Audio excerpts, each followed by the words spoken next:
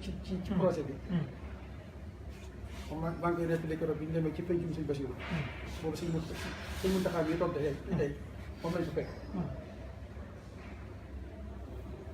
fekk yàgg na dégg suñu yëngu yëngu. keroog la doon teertu ni délégation bi waroon dem Porokhane. ñu dem ñu toog ba gis boobu. bi mu ñëwee ba toog daf ne ana mbootaayu imaam yi. ñu ne ko jóge nii. mu ne yéen daal njëkk a wax door a wax ak sama jëwriñ yi. li tax nag ma jiital leen mooy dama xam seen liggéey ci biir ci réew mi jox ko këyit bi nga xam ne moom moo ñu topp comme kilifa la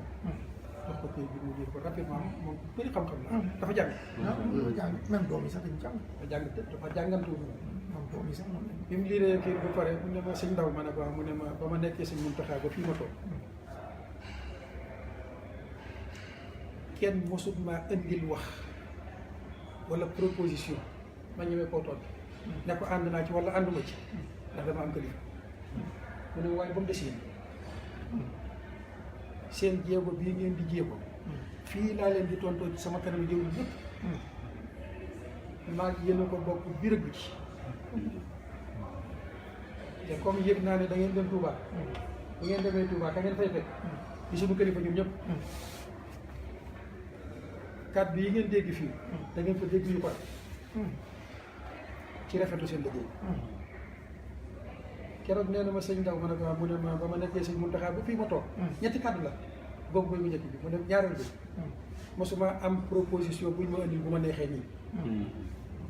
ndax lii rek ñu mag mu ne ma ñetteelu kàddu gi mooy foogoon naa ne te man sëñ Muntaxa danaa dund ba génn àdduna du ma mos a am jotaay bu ma neexee nii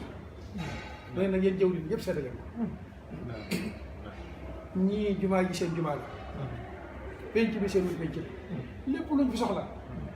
bu keroogee bu ngeen naroon a organiser wu ci leen ko bàyyi leen ba yàlla liggéey boobu dafa am ay dañ ñoom dañ ko siiwal bu baax biñ demee keroog Touba xalif bi moom dégg naa daawul tontu boppam dafa am ñu koy tontul mais keroog bi ñu demee dafa jëlal boppam kàddu ne yéen man maa leen di tontul sama bopp dafa àtte porte-parole bi ne ko ñii man maa leen di tontul sama bopp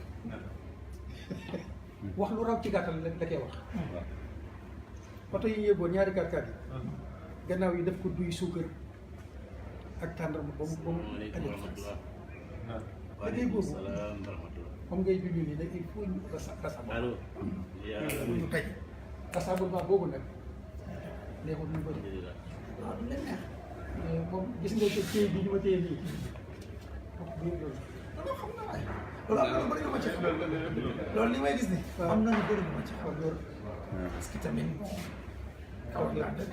sa xaal xam naa posture yu ma permettre ma xam lu bari normal waaw loolu la am na lu bëri lu ma ci xam du leer nag comme yow li nga koy dundee mais am na lu